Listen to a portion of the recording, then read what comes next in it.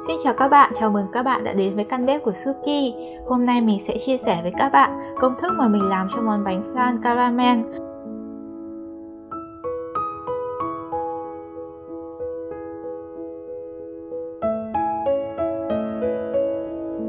Thực sự món bánh này thì đúng là cực kỳ được yêu thích bởi hương vị thơm ngon và béo ngậy. Thêm vào đó là cách làm cực kỳ đơn giản, nguyên liệu dễ kiếm và không cần dụng cụ cầu kỳ gì.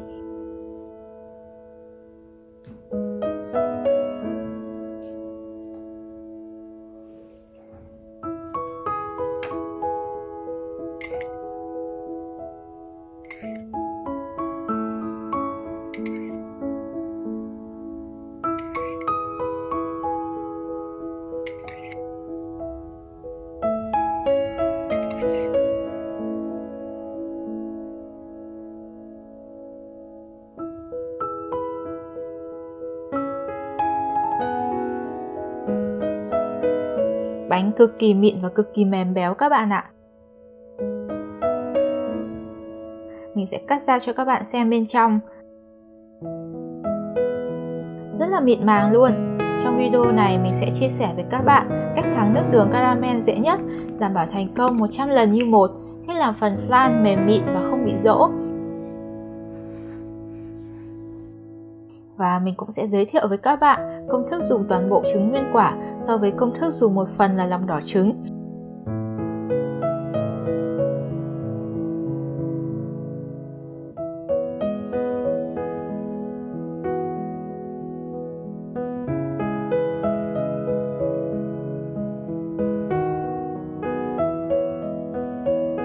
Hy vọng với những gì mình chia sẻ, bạn nào cũng có thể làm món bánh flan caramel này đảm bảo luôn thành công nhé.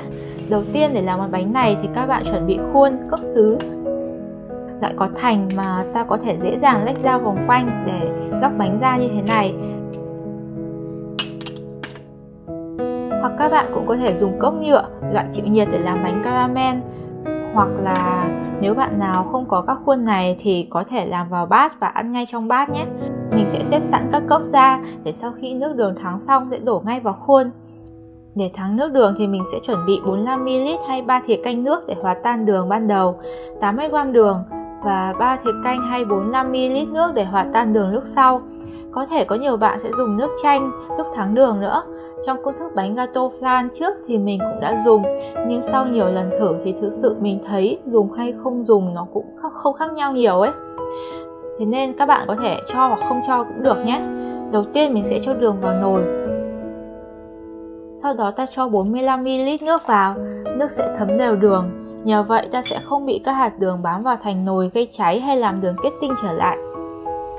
Ta sẽ cho lên bếp đun ở lửa vừa, các bạn không cần khuấy đảo gì nhé. Nếu mà đường vàng không đều thì các bạn chỉ cần nhấc nồi, xoay tròn cho đường vàng đều là được.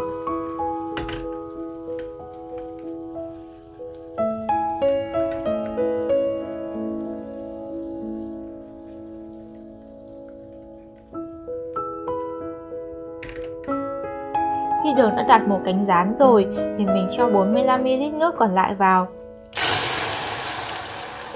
Mình dùng nước nguội thôi, không dùng nước nóng vì nước nóng làm cho nó bắn ra rất là mạnh. Khi này thì đường có thể kẹo lại ở đáy nồi một chút. Mình vẫn để lửa đun cho phần kẹo này tan ra.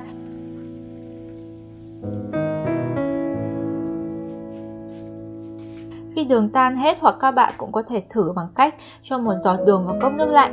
Ta sẽ thấy đường không bị hòa tan và kẹo lại thành viên đường. Khi ta chạm vào nó sẽ không quá cứng và không dính tay nhé. Khi này thì mình tắt bếp, đến khi đường không sủi bọt nữa thì ta nhanh tay đổ vào các khuôn.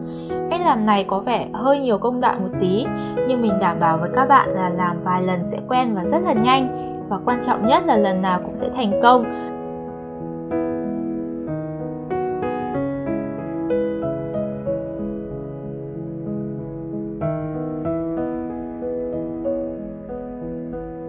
Nước đường sẽ đặt vừa phải để bạn có thể rót và dán tương đối đều khuôn. Thường thì mình đổ khuôn ngay tại bếp luôn, đường sẽ còn lỏng và dễ dàn khuôn hơn, nhưng do mình mang ra ngoài cho sáng một chút làm nó hơi bị kẹo lại rồi. Việc dán khuôn này có thể nhiều bạn sẽ thấy không quan trọng, vì đằng nào hấp ra nó cũng sẽ dàn hết thôi mà. Nhưng với mình thì mình thấy nó quan trọng để món bánh của mình có ngoại hình đẹp, mặt bánh đều màu và không bị lõm mặt. Phần nước đường này các bạn cũng có thể thêm một chút xíu nước đun ra làm nước đường caramel để dưới lên bánh sau này nhé.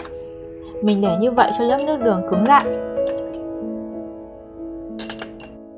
Sau đó mình sẽ chuẩn bị phần flan. Mình sẽ có với công thức nguyên chứng bao gồm 350ml sữa tươi, 120g sữa đặc có đường, 3 quả trứng và tinh chất vani. Chú ý về phần nguyên liệu là phần sữa tươi và phần sữa đặc các bạn có thể thay bằng toàn bộ sữa tươi, bao gồm 380ml sữa tươi và 40g đường. Mình có thể thay một phần sữa tươi bằng kem tươi để món bánh flan của mình béo thơm hơn nữa. Trước tiên mình sẽ cho 3 quả trứng vào bát, đánh cho tan nhẹ. Về trứng thì mình dùng 3 quả trứng, sẽ có tổng khối lượng không tính vỏ là 150g. Nếu bạn nào dùng trứng gà so bé hơn thì nên điều chỉnh tỷ lệ trong công thức cho phù hợp nhé.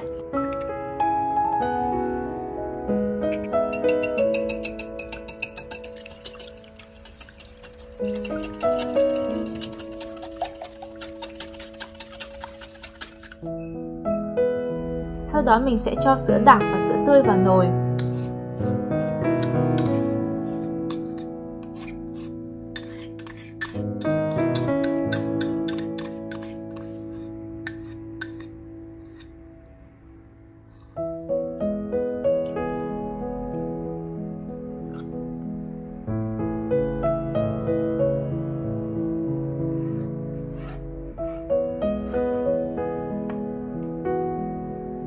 Mình sẽ đun cho sữa ấm nóng nhưng không bị sôi.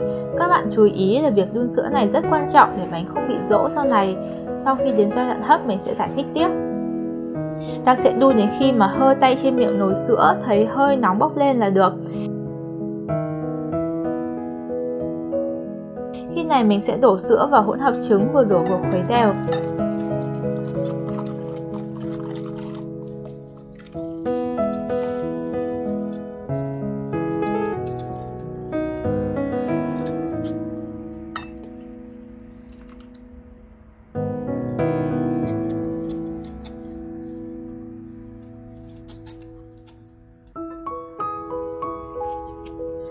Sau đó mình sẽ cho vani vào.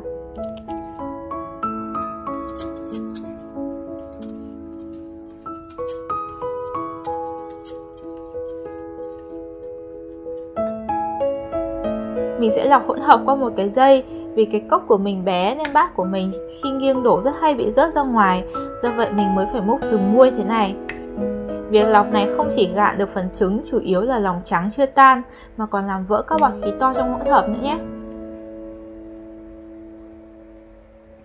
Giờ mình chỉ cần đổ phần sữa trứng vào các cốc caramel là ta đã đem đi hấp hay nướng được rồi. Hỗn hợp khi này sẽ hơi ấm chứ không lạnh. Việc này sẽ giảm thời gian khi nướng hoặc hấp bánh flan của mình, làm cho bánh mịn hơn. Ngược lại, nếu sữa lạnh thì bánh sẽ phải hấp lâu hơn, dẫn đến sẽ sinh ra các bọt khí ở trong bánh và đặc biệt là ở xung quanh thành bánh. Với các cốc sứ thì mình sẽ bọc cốc bằng miếng giấy bạc. Nếu các bạn không có giấy bạc có thể dùng màng bọc chịu nhiệt, hoặc là dùng 2 cái khăn, một cái để úp lên miệng flan, một cái để đậy miệng nồi. Đối với cốc nhựa thì có sẵn nắp rồi nên mình chỉ cần đậy nắp vào là xong. Giờ thì sẽ có 2 cách làm chín bánh là nướng hoặc hấp. Hôm nay mình sẽ làm cả 2 cách nhé. Cái cách nướng thì mình để cốc vào một cái khay rồi đổ nước nóng cho hơi đầy khay. Ta sẽ nướng trong lò ở 150 đến 160 độ C trong vòng 40 phút, có thể lâu hơn hoặc nhanh hơn tùy các kích cỡ khuôn của bạn. Nếu lò nhà bạn nhiệt độ bị cao hơn bình thường thì cần chú ý giảm nhiệt độ lò xuống, nếu không bánh flan của mình sẽ rất dễ bị dỗ. Các khuôn nhựa làm caramel cũng có tác dụng chịu nhiệt và có thể dùng trong lò nướng được. Vì các cốc này nhỏ và nhiệt độ không ổn định như cốc sứ nên các bạn có thể giảm nhiệt độ còn khoảng 130 độ thôi và nướng trong khoảng 30 phút nhé. Với mình thì thành phẩm nướng bằng lò nướng sẽ dễ dàng được mịn màng hơn vì flan được làm chín ở nhiệt độ ổn định. Tuy nhiên nếu các bạn không có lò nướng vẫn có thể dùng cách hấp. Với cách hấp thì mình xếp các khuôn bánh vào sừng. Ta sẽ hấp bánh ở nhiệt độ dưới mức nhiệt độ sôi, nghĩa là khoảng 80 đến 90 độ C để đảm bảo cho bánh của mình được mịn màng. Các bạn có thể canh bằng cách nhìn lượng nước trong nồi bốc hơi rất nóng nhưng không hề bị sôi hay sủi bọt. Đây là kinh nghiệm của mình làm với nồi nhỏ trong gia đình. Nếu các bạn dùng xưởng lớn hơn thì có thể nước sẽ cần nóng hơn một chút. Ta sẽ hấp trong vòng 15 đến 20 phút tùy vào kích cỡ khuôn. Mình sẽ kiểm tra flan chín chưa sau 15 phút. Các bạn sẽ không cần lo lắng về việc kiểm tra trong quá trình hấp hay kể cả quá trình nướng sẽ ảnh hưởng đến chất lượng bánh, mà ngược lại nó sẽ có ích làm giảm nhiệt độ bên trong xuống một chút để bánh không bị rỗ và sẽ ngăn ngừa việc bánh của mình bị chín quá, cũng là một trong các nguyên nhân gây rỗ. Các bạn có thể nhận biết bánh chín chưa bằng tăm nhọn hoặc bằng cách nhìn mặt bánh. Nếu ta hơi nghiêng mà phần kem trứng đã đặc lại, không suy xuyển và ta có cảm giác là không còn chất lỏng bên trong, mặt bánh có thể hơi rung rinh một chút, nhưng như vậy là bánh đã vừa chín. Bánh sẽ chín thêm và đông lại trong quá trình để nguội và sẽ đông lại thêm nữa khi để tủ lạnh nhé. Mình cũng đã chuẩn bị một phần bánh flan với công thức dùng 2 quả trứng với 2 lòng đỏ trứng. Lượng sữa mình dùng cũng tương tự như trước, chỉ bớt đi 20ml sữa. Các bạn có thể xem chi tiết trong phần mô tả nhé. Cách làm hoàn toàn tương tự.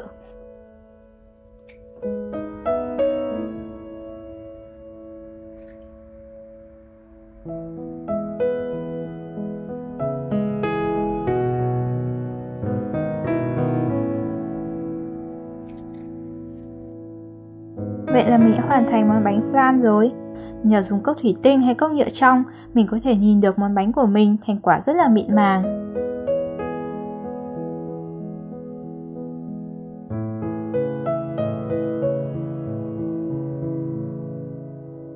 Hành quả với công thức dùng nguyên quả hay dùng lòng đỏ đối với mình đều rất là ngon và chỉ hơi khác nhau một chút xíu. Công thức dùng lòng đỏ sẽ cho bánh siêu mềm và béo béo vị trứng hơn một chút. Còn công thức dùng nguyên quả trứng, bánh cũng sẽ rất là mềm nhưng không mềm bằng công thức dùng lòng đỏ. Ngược lại nó sẽ hơi có chút dẻo nhờ lượng lòng trắng trong hỗn hợp. Với sở thích cá nhân thì mình thích công thức dùng nguyên quả trứng hơn. Còn các bạn thì sao? Nếu các bạn đã thử thì để lại bình luận cho mình biết nhé. Ngoài ra nếu thích thì các bạn hãy like và đăng ký kênh của mình. Xin chào các bạn và hẹn gặp lại các bạn trong video tới.